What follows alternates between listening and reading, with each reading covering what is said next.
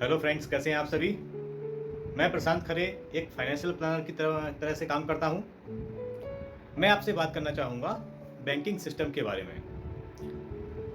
Banking system में हम RBI की भूमिका अच्छे से समझते होंगे। हर किसी व्यक्ति को मालूम रहता है कि आरबीआई एक सबसे ज़रूरी और गवर्निंग बॉडी है, और हम आरबीआई के गवर्नर के बारे में आज बात करना चाहेंगे।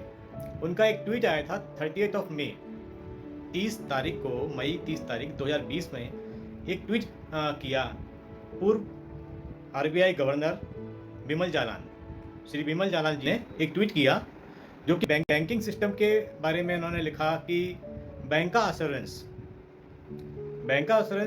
2002 में चालू हुआ और एक काफ़ी दशक हो चुका है इसको चालू हुए। लेकिन उनकी नज़र में, जैसा कि उनका मानना है, बैंक का अश्योरेंस एक सबसे गलत डिसीजन जो लिया गया बैंकिंग इंडस्ट्री के बारे में, सबसे बेकार और सबसे गलत डिसीजन बैंक का अश्योरेंस के रूप में लिया गया था। आइए अब हम बात करते हैं बैंक का अश्योरेंस है क्या। तो काफ़ी लोगों को पता होगा कि बैंक का अश्योरेंस क्या है। जैसे कि हम अगर बात करें डिस्ट्रीब्यूशन चैनल की, जिस तरह से इंश्योरेंस को सेल किया जाता है, तो आरबीआई और आईआरडीए दोनों ने जॉइंट वेंचर करके बोला कि भाई आप एक काम करें, हम जो इंश्योरेंस सेल करेंगे वो बैंक के थ्रू करेंगे, और 2000 में इसको एक कानूनी रूप में लाया गया, जॉइंट वेंचर चालू किया गया। अब बैंक का इंश्योरेंस को क्यों चालू किया गया था, उसका रीज़न ये था कि एक तो देखिए, पहली जो धारणा थी लोगों की डिसीजन लेने के टाइम पर, वो ये थी कि हम बैंक के थ्रू कस्टमर्स के पास ज़्यादा से ज़्यादा पहुंच सकते हैं। क्यों? क्योंकि बैंक जो है, कस्टमर वहीं आता है। बैंक की सारी पहुंच जो कस्टमर के पास है, हर छोटे से छोटे गांव में भी बैंक अवेलेबल है। दूसरा, कस्टमर का भरोसा जो था वो बैंक के ऊपर भी था, काफ़ी ज़्यादा था, क्योंकि वो अपने पैसे वहीं रखता है। इसके बाद हम तीसरी बात करें तो कस्टमर का जो डाटा है, मतलब किसके पास कितना पैसा है, वो बैंक को अच्छे से पता है, और इसका फ़ायदा उठाना हम बोल सकते हैं, या फिर इसका हम बात करें, यही उनको लगा कि अगर इसकी वजह से हम चाहें तो बैंक अपना इंश्योरेंस बैंक के थ्रू ज़्यादा अच्छे से सेल कर सकते हैं, और हो भी रहा है। अगर हम आज के टाइम पर देखें तो तकरीबन 50% सेल जो इंश्योरेंस की होती है वो बैंक के थ्रू ही होती है। हर एक इंश्योरेंस कंपनी की हम बात करें, एलआईसी की भी बात कर सकते हैं, या फिर प्राइवेट इंश्योरेंस की कंपनी की भी बात कर सकते हैं। लेकिन बिमल जालान जी ने आज इतने टाइम बाद, इतने सालों बाद एक ट्वीट किया। ये क्यों किया? क्योंकि इसके पीछे एक दर्द छुपा हुआ है। वो दर्द है बैंकिंग सिस्टम में जो काम कर रहे हैं लोग, उनका, साथ ही साथ बैंक के थ्रू जिन्होंने पॉलिसी ली है उनका भी। अदरवाइज एक जिम्मेदार व्यक्ति जो कि पहले कभी गवर्नर रहे हैं, वो इस तरह के आमतौर पर जनसाधारण में इस तरह की कमेंट नहीं करते।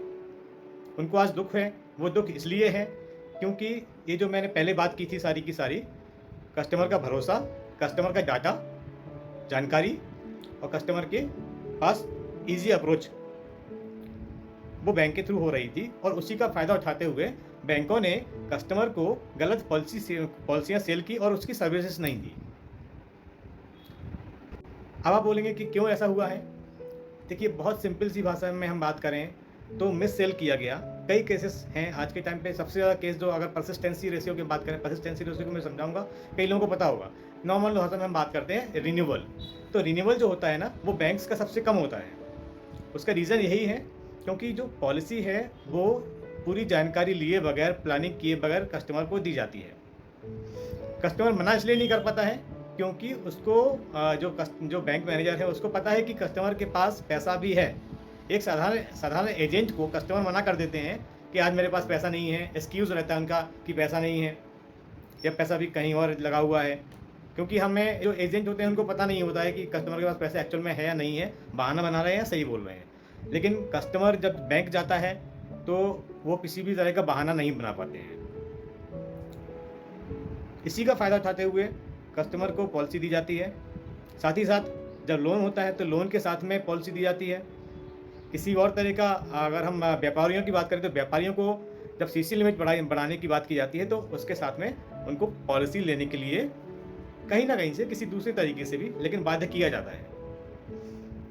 साथ ही साथ अगर हम बात करें क्यों ऐसा करते हैं, क्योंकि जो बैंक्स होते हैं इनको भी कमीशन दिया जाता है इंश्योरेंस कंपनी की तरफ से, जैसे कि साधारण एजेंट को मिलता है उसी तरह से बैंक को भी कमीशन मिलता है।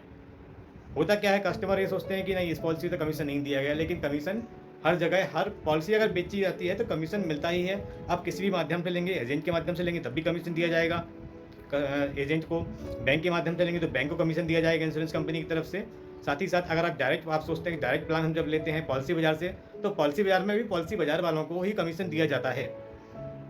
तो कस्टमर तो देखिए, कस्टमर को पॉलिसी लेनी है, कस्टमर को ये देखना चाहिए कि हमें पॉलिसी अच्छी लेनी है, प्लान अच्छा लेना है जो मेरी ज़रूरत के हिसाब से है।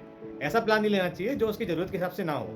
आप प्लान लें, एक ऐसी जगह से प्लान लें जो आपकी सर्विस को प्रॉपर प्रोवाइड करा सके, और दूसरी साथ ही साथ आपकी नीड के हिसाब से, आपकी प्लानिंग के हिसाब से आपको गाइड कर सकें। ऐसे लोगों से प्लान लें, ना कि बैंकिंग सिस्टम से या डायरेक्ट पॉलिसी बाजार से जाके लें। मैं यहाँ पे किसी भी तरह की किसी दूसरे लोगों को बुराई या मैं लोगों को बरगला नहीं रहा हूँ। मैं इसलिए ये चीज़ बोल रहा हूँ क्योंकि अल्टीमेटली देखिए, पैसा कस्टमर का होता है, और पैसा अगर नुकसान होता है तो वो कस्टमर का होता है। इंश्योरेंस कंपनी का लॉस नहीं होता है, ये आपको समझना चाहिए। अगर एक जिम्मेदार व्यक्ति, भारत के पूर्व गवर्नर ने ये लिखा है, तो कहीं ना कहीं ये लूप होल्स हैं जो बैंकिंग सिस्टम के अंदर हैं।